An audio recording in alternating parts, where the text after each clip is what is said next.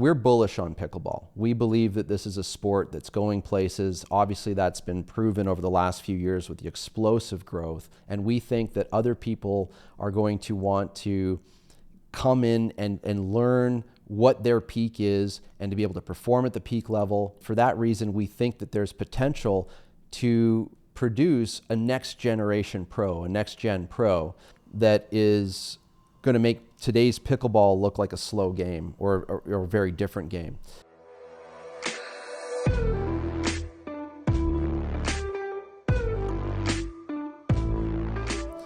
Welcome to the first episode of the Palmera Pickleball Podcast. I'm your host, Geoff Bourgeois, and with me riding shotgun today are co-founders Jeremy Bourgeois and Van Domrangsi. Hi guys, how are you guys doing today? Good. All right. So we're going to come back and chat more with Van and Jeremy in just a moment. What I first want to do is introduce to you what Palmera Pickleball is all about. What are we going to be doing in the pickleball industry that's unique and special? So let's jump into it. I have a few corporate slides to walk you through, but I think you're going to find this to be of interest. So Palmera Pickleball is a business that's launching this year. We're in the process right now of standing up the company. Van, Jeremy, and myself are the three co-founders. And I'm the CEO. Van is head coach and VP of Academy. We'll unpack that in just a moment. And Jeremy is the Chief Operating Officer, the COO. Now, it's also a family-run business. Behind the scenes, actually, there's other folks involved, and that's the pickleball family. My family is often referred to as the pickleball family because you'll see in this photo, my wife and my 6 children are all avid players. And that includes little Isabel, who's, I think, turning 3 here in just a few weeks. But she's actually got a drive shot. She's had it 2.5 years old, so it's pretty cool. But all the kids are taking the game pretty seriously in terms of getting out, drilling, and gaming and everything. And they're super excited for this venture that we're launching. Now, before we get into the business, let's just talk quickly about this podcast. Why are we doing a podcast? Well, there's a few storylines that I want to talk about that you'll get to follow while we're doing the show. The first is the construction of the venue. We're investing in building a very unique pickleball facility that includes indoor and outdoor courts, and we'll unpack that and explain that in just a moment.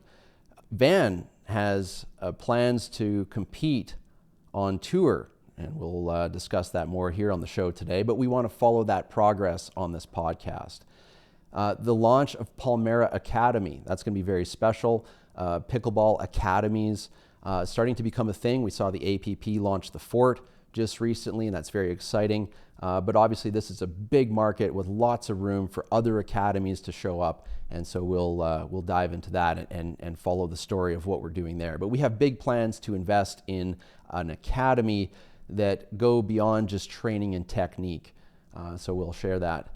And then there's the development of the pickleball family. So my kids are gearing up to start competing as well. They've done some local tournaments, but they're going to start doing some APP and PPA tournaments here and there, junior stuff, but it'll be fun to watch their progress as well. In addition to that, we are going to be doing typical things like interviews and product reviews and sharing our opinion on things about the game and the industry. So it's going to be a jam-packed podcast. We encourage you to subscribe and follow the show for more information. But for today, let's dive into what is Palmera Pickleball all about. So elite coaching, structured development programs, premier athletic events, and pickleball tourism. These are the things that are top of our mind right now. We think that there's an opportunity to fuse these things together, and our starting location is going to be a country in Central America. We'll unpack that more in a future episode, exactly where this is going to be situated. But we are planning to focus on bridging the Latin America, Caribbean market, select countries from Asia, and bridging that into the professional pickleball scene in the United States. So those are some big, ambitious goals, but we believe that there's a special place to really help individuals learn the game in a way that ultimately helps them achieve their peak performance and get them to a point where they can be coaching themselves. And we'll talk with Van more about exactly what that means. Now, looking ahead, the venue that we're going to be building. The venue, as we're calling it, promises to become an international hub for top-tier pickleball experiences. And that's not just at beginner level or pro level, that's at all levels. We have ambitious plans for all levels, but I think what you'll find is we are also very focused on the pro level experience, on very high level play. We want to create an international hub where we have top talent rotating through on a regular basis. And our goal right now, we're on track to have this open somewhere in 2026. We're right now working out the exact location of the land, and we're working on the site plan, but we do have the investment needed to make this happen. What we're planning to build is different than your typical pickleball racket club in that everything about it is going to be pro grade. We've partnered with John's Design Consulting, JDC. We're working with Yola. It will be a Yola partnered facility, and we are trying to get every detail right, from the lighting to the court surfacing to the space around the courts. We want players to be on the court and just hear the music, to not have other variables and interference and other things affecting their game. That's a main goal. Every court we want to have to be a pro grade court, as we like to call it. Now, more details about the venue. We're right now looking at all 20 courts being Ben John's signature courts, okay? And what that means is that they are JDC certified courts, but to be a Ben John signature court, they have to meet an even higher level of standard than the normal JDC certified court. So we're looking at all 20. We're looking at 8 courts being indoors, climate controlled, as well as 12 outdoor courts. And this includes 3 dedicated championship courts, 1 of them being indoor, 2 of them outdoor. We're looking to include on-site amenities that will have a gym, and that's a gym that's focused specifically on the academy. So the whole gear, the training equipment, everything will be geared towards pickleball athleticism. It's not a bodybuilding gym or anything like that. It's 100% focused on hitting your peak performance in pickleball. We will also have athletic therapies, and these will be different technologies as well as different types of coaching and specialists to help athletes have a healthy body and a healthy mind. We're looking to include a co-working space, health-conscious food and beverage, as well as different kids areas with on-site babysitting services. I know that sounds kind of weird, but if you're an adult and you've got kids and you've tried playing pickleball with your kids hanging out off the side of the court, I can tell you from my experience, that can be pretty hard to focus on the game. So we want to have an atmosphere where kids aren't bored, and kids also have access to courts as well, but we want to make sure that families can show up and everybody can have fun together. All right, let's get into the Palmera Academy. I'm going to introduce it briefly, and then we're going to talk with Van to learn more about the vision here. But at a very high level, Van, as the head coach, brings a lot to the table in terms of experience and knowledge, okay? This is not just somebody who's a coach that's going to try and rubber stamp every kid the same way and run kids through a standard drilling program, if you will, or a standard set of a standard methodology. Van has a lot of depth that we'll get into, but the focus really is on combining training in technique with conditioning, okay? And the conditioning is a holistic approach to conditioning. But with regards to technique, we do plan to make investments in technology. We want to have technology-assisted coaching.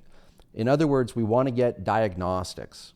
And if we can get diagnostics that are personalized, and we can use some data sciences perhaps to get some personalized data insights, well, then this can dovetail into the expert coaching methodology and have a very personalized experience there.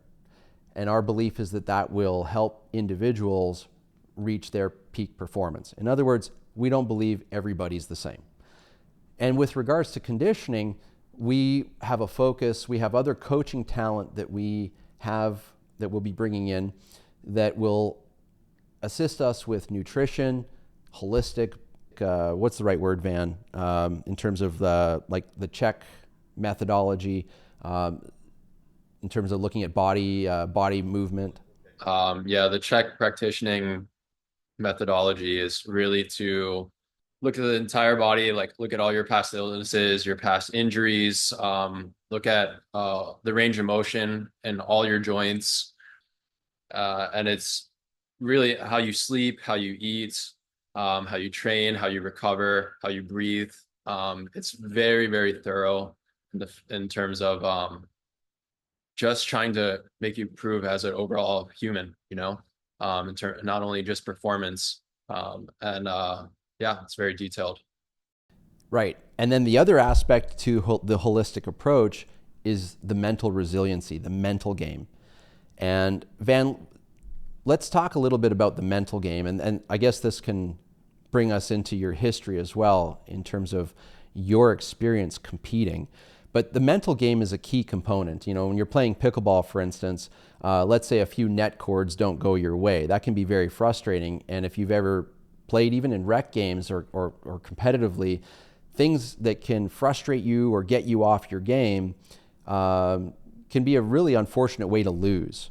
And so we believe that there's a huge component needed for mental training, for people to get to their peak performance, the resiliency aspect, the mind game, how to think not just about the strategy of the game, but even how you get into your own zone and stay in your zone and not let things like a bad bounce or a few net cords that don't go your way get in your head and throw you off and then you lose the match. Yeah, I think that anyone who's listening can relate to being in training and feeling really good in practice. And then you get into the tournament situation, and then all of a sudden it's not quite there. And you're just like, wait, what the heck happened? Right. And we've all felt that there's just so many things that we could be thinking about on the court, especially if there's distractions around us. Our minds could be there. Our minds could be on the shot that we're about to hit. Our minds could be on why am I down? Or I'm up by a bunch. Maybe I could think about lunch, or get ahead of ourselves. And there's just so many places for our minds to go. And that's definitely something that we want to talk about and focus on in the academy is what's going through your head when you're competing and where is maybe a better place where we should be in certain moments. I think that like you mentioned before, everyone is unique. Certain people need to have a certain vibe or a certain demeanor in order to compete at their best. And it's not the same for everyone. So kind of getting to understanding the athlete, who they are as a person, how their personality can tie into how they should be competing on the court and what the best version of themselves competing is. It takes time and it takes just for the coach at least to understand where they currently at and who they are as a person. Well said. Well, what I want to do when we come back is we're going to get into your background in tennis. But before we do that, let's talk to Jeremy really quick, because Jeremy's a protege of yours right now in a way. He's been training with you, and Jeremy's gearing up to compete. He's played pickleball now for close to 2 years. Jeremy's going to be a key voice on this podcast in the future. Jeremy's my oldest son. He's about to turn 19 years old.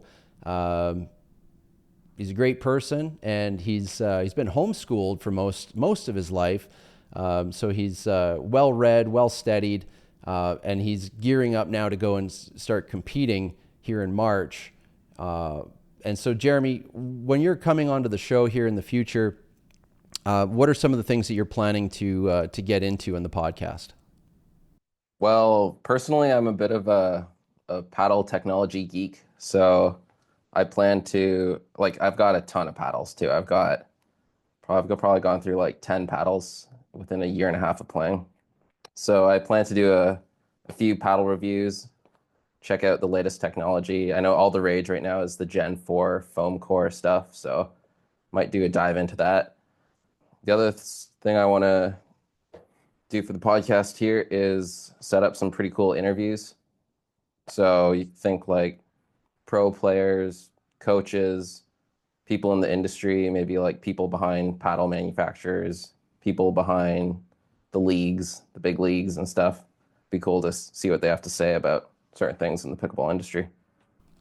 Excellent. Well, we're looking forward to it. All right, Van, let's go back to you. Bring us back in time. When did you first put any sort of racket in your hand? I was 4 years old when I had a racket in my hand. So I have an older sister named Audrey. She got into tennis pretty young. I'm not sure exactly what age, but my mom would bring me along for tennis lessons. And so I would just have a racket and be swinging at a ball where like on the side of the court and just messing around.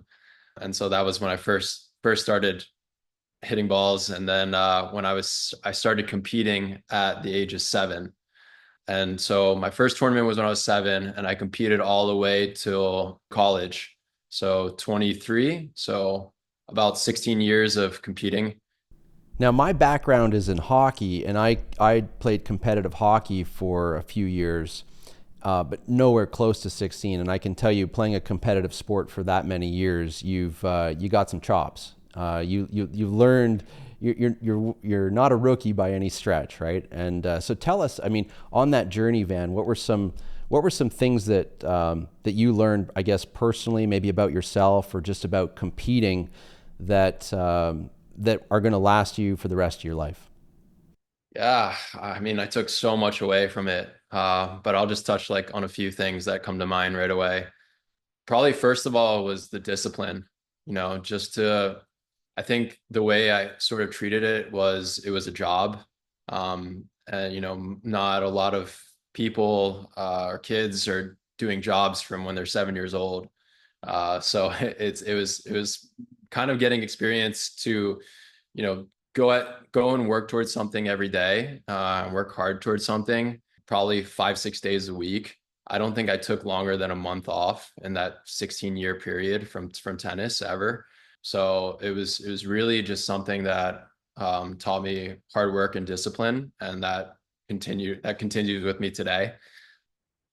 I would say that one of the coolest things from it was that I built a really cool network. It's the reason that I ended up in Nicaragua somehow, and it's the reason why I'm here in South Florida now. We'll talk a little more about that later. And I have people to reach out to and see if they'll hit the ball with me and play with me in pickleball. I think that's probably like the two main things that I took out of it. But yeah, like I said, there's so many things that I could talk about from that experience. If I were to make a list, it would just go on and on. Well, we'll get through the list over the months and years ahead. Talk to us a little bit about, I guess, the transition from tennis into pickleball. When was the first time you played pickleball? Did you ever think that pickleball was a silly sport? Do you enjoy pickleball compared to tennis? What are your thoughts on those things? Yeah, I mean, the first thing that I learned about pickleball was that it was more of a doubles game, which is different from tennis. It's the opposite, where it's primarily a singles game. And in doubles, it's not that easy of a transition for a tennis player to go from, it's much easier to play singles in pickleball than it is doubles in pickleball, because there's things like flicks and there's the whole kitchen game. And then there's, you need to be aggressive, but then you need to be ready to be patient, and then back to aggressive and patient, and be able to transition back and forth between the two way more frequently. It happens way more times during a rally versus tennis, where if you have the offense, you're most likely going to stay in the offensive position or get passed by a good defensive shot. So it was definitely a learning curve. But there are some shots that translate nicely. For example, drive shots, they translate really nicely. Volleys, the few times you hit volleys in doubles that are not flicks, but like coming under the ball, those transition well. And then just kind of overall like footwork and hand speed that I took from tennis and definitely helped me out a lot in pickleball. But I enjoy it a lot. It's a lot of fun. I remember the first few times I played, I didn't even pay attention to the score because it was too much for me at the time to try to understand the scoring. But I was just having a blast hitting the ball around. Now, so here you are, you're gearing up to go and play on the pro tour. Unpack that for us a little bit. What level are you expecting to play at? What's your strategy? Like I think we're focusing on men's singles to start with. But yeah, tell us about your schedule ahead and where you are in terms of getting ready to start playing at a pro level. Yeah, so I plan on entering the pro event. My first two events are going to be Cape Coral, which is March 5th. And then the event after that is going to be another PPA in McKinney, Texas.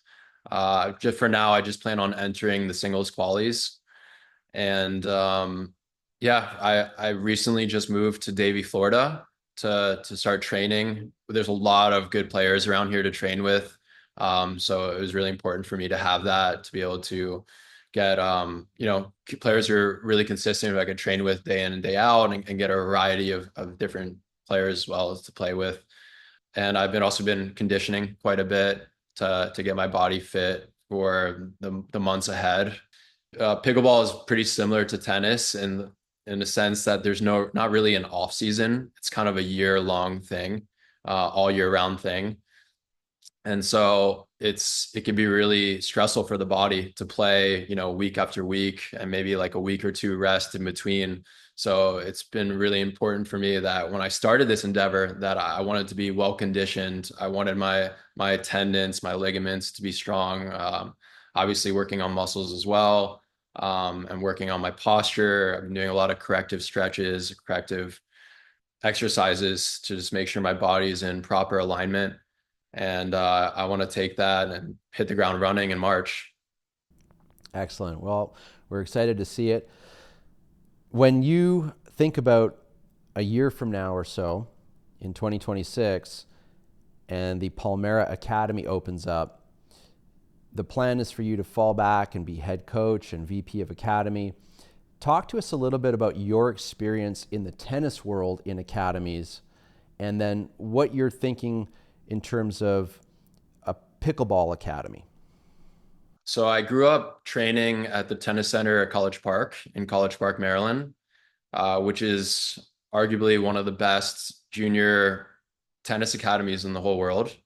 And I probably spent more time there than my house growing up. So yeah, I'm very used to a high performance academy like setting. And I also got to coach there for a few years. I also interned there for a bit in a strength and conditioning position because I was an exercise science major in college. And yeah, I mean, that kind of wrapping back around to, things that I took away from tennis is, they work really hard over there. They're really disciplined. They have fun at the same time, but fun is probably like not their priority for some levels there. They definitely do have groups for that. But a lot of the players and athletes that they go there because they want to win. And they want to be the best at what they do. So it's a really cool atmosphere to be in, to kind of be around a lot of athletes from a really young age who are in that headspace of wanting to pursue a professional career. And I would love to take a lot of what I learned there and sort of translate that over to pickleball, as it's seeming like it's becoming more of a need as the sport is growing. Right, and this is also where we've been talking a lot about whether we're too early or not. Is the pickleball pro level, is the industry established enough that there's a market for an academy? In other words, would people be willing to commit their time and to be able to say come up with the money to afford that level of training and that level of commitment? Is the prize money in pickleball there yet, or the sponsorships there yet? And we might be a bit early, but we're bullish on pickleball. We believe that this is a sport that's going places. Obviously, that's been proven over the last few years with the explosive growth. But we think that growth is far from hitting its potential. And we also believe that there's just such an abundance of opportunity it's so much fun. I mean, I fell in love with the sport. I often tell people, that think I'm a little crazy, with how much time I spend with my family. But, I tell them I've been married to my wife now for almost 21 years. And prior to pickleball, we never had an activity that we could do together. And so for that reason, it's very special. But it's also very special in terms of just the activity, the physical fitness aspects, working on your mind game, and also that you could have grandparents getting out and hitting the ball with kids, multi-generational engagement. It's just a beautiful sport for so many reasons. So we're just happy to be involved. We're bullish to invest in it. And we think that other people are going to want to come in and learn what their peak is and to be able to perform at the peak level. We think that there's, a lot of the game hasn't, we're still discovering the game.